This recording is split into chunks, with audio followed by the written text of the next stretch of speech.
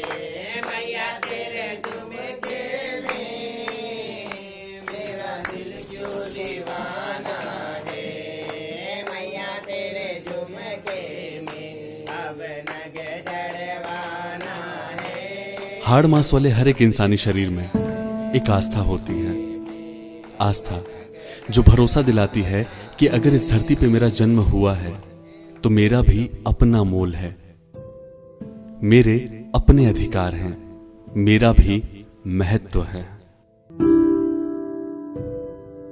तरक्की की इस तेज रफ्तार में भागते समाज ने मनुष्य को एक पुरुष के रूप में देखा है, स्त्री के रूप में पूजा है, पर जिसे अनदेखा किया वो है LGBTQ+ कम्युनिटी।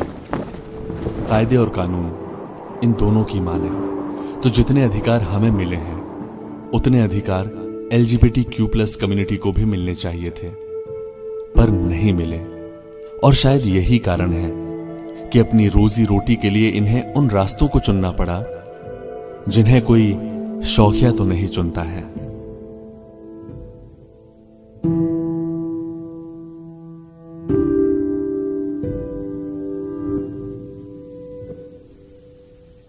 मुझे मेल सेक्स वर्कर के मतलब जो मेल टू मेल जो फिजिकल करते हैं तो मुझे पैसे लेकर उनके साथ में फिजिकल करना पड़ा। मेल से कन्वर्ट फीमेल हूँ, एक ट्रांस वुमेन हूँ। मैं एज ए ट्रांसमैन हूँ जो फीमेल टू मेल हूँ। हमारी जो कम्युनिटी है, जो गे कम्युनिटी या ट्रांसजेंडर कम्युनिटी बोला जाता है, उनको बहुत बड़ा इशू हुआ कि उनकी नौकरियां चली गई है। ये बताएंगा कि भैया मैं HIV पॉजिटिव हूँ, तो लोगों का देखने का नज़रिया अभी भी बहुत अलग है, क्योंकि अरे यार ये ऐसा बंदा नहीं, सॉरी इसको नहीं रख सकते। इन तमाम अनदेखियों के बीच जिंदगी जैसे तैसे गुजर ही रही थी कि फिर एक दिन आज रात 12 बजे से संपूर्ण देश में आपको बचाने के लिए, आपके परिवार को बचाने के लिए घरों से बाहर निकलने पर पूरी तरह पाबंदी लगाई जा रही है।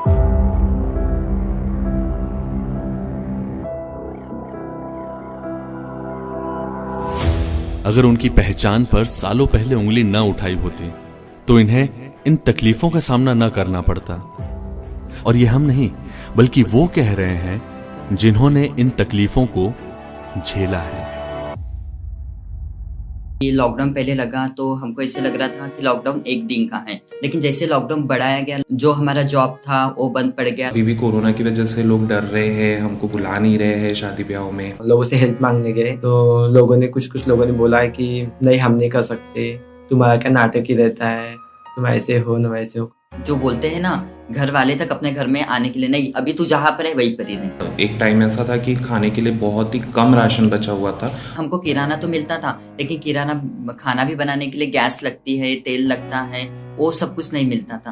अभी थोड़ी प्रॉब्लम है, जो भी हमने सेविंग था बांट दिया, अभी हमारे पास तो सेविंग नहीं है। जीने की उम्मीद ही खो चुके थे हम लोग, डूबते हुए को तिनके का सहारा है। गवर्नमेंट ने सबके तरफ ध्यान दिया, मेल फीमेल की तरफ, लेकिन ट्रांसजेंडर की तरफ किसी ने ध्यान नहीं दिया। एक ट्रांस वुमेन हूँ, मैंने एक बेबी अडॉप्ट की हुई है।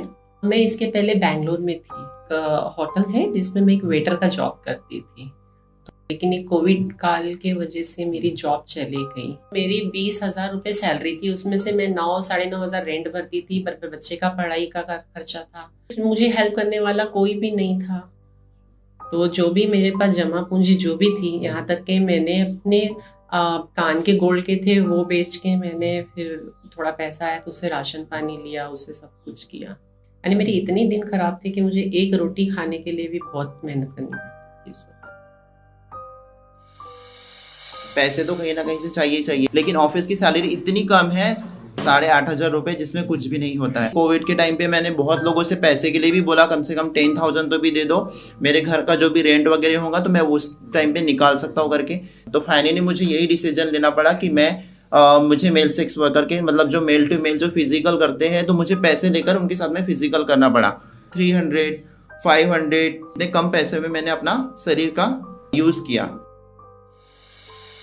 मैं एज ए ट्रांसमैन हूँ जो फीमेल टू मेल हूँ। मैं एक नेचुरोपैथी और आयुर्वेदिक डॉक्टर हूँ और मैं घर से ही आयुर्वेदिक मेडिसिन का काम करता हूँ। 22 मार्च को जब लॉकडाउन लगा तो सीधा 1 महीना 2 महीना जो मैं छोटा सा काम चालू किया था वो भी पूरा ठप हो गया था, क्योंकि कई डॉक्टर के पास में मेरा पैसा रह गया, नहीं दिया, बोले आयुर्वेदिक वाले उस टाइम चल ही नहीं रहा था, पूरा जो BMS डॉक्टर वो टोटल बंद थे।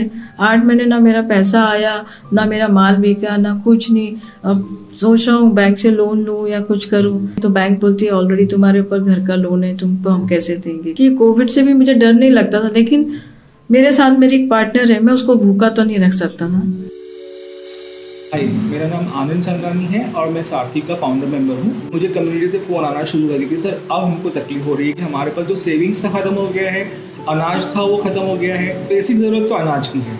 एक सारथी के पास अभी इतना कोई बैंक बैलेंस नहीं है, क्योंकि हम लोग एक कम्युनिटी बेस्ड ऑर्गेनाइजेशन है, बड़ा NGO नहीं है। तो हम लोगों ने, मेरी टीम ने मिलकर पूरा लिस्ट बनाया, तो 120 लोगों को हम लोगों ने शुरू में हेल्प किया राशन की।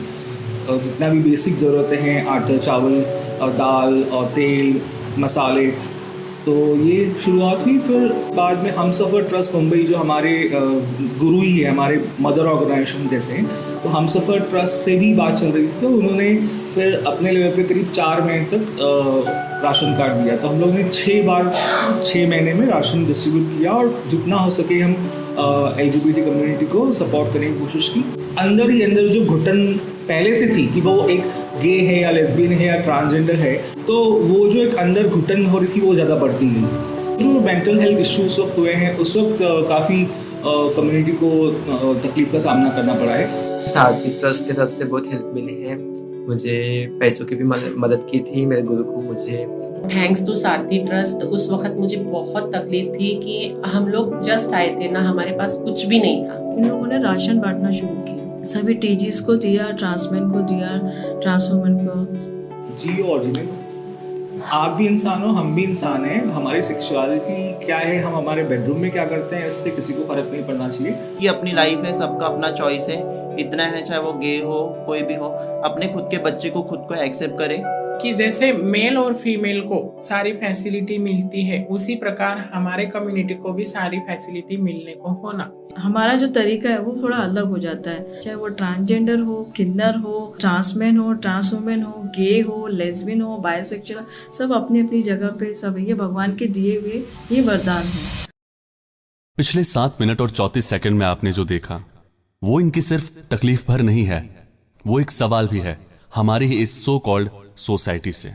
क्योंकि हमारे ही समाज के इस हिस्से को कानूनी रूप से शायद कुछ अधिकार तो मिल गए हैं, पर असल में आपने और हमने इन्हें कितने अधिकार दिए, कितना सम्मान दिया और कितना अपनाया है।